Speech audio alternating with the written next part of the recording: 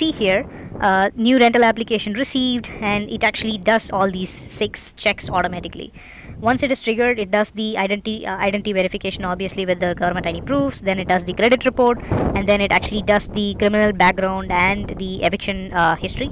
And once it is done completing that, then it does the income verification, and also it does the landlord verification. Basically, we can set it up in a way that it can literally try to call a landlord, but in this case we just sent a mail and a text message to confirm things.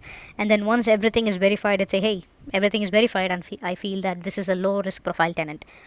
Once it understands that, it actually pushes out an email, and I mean, that's what we actually looked at in the first half of the video. We just looked at the detailed report that actually came in, and then on top of that, we actually can automate it, and currently we have it, so we actually push it through DocuSign for now.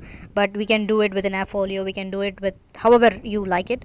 It can actually take action on behalf of us and then take it. Amazing part of this is it can actually do this job within 3 minutes and 2 seconds. Obviously this entire flow will take a human to take maybe an hour or hour and a half, but it literally have completed this within what, like 3 minutes and 2 seconds.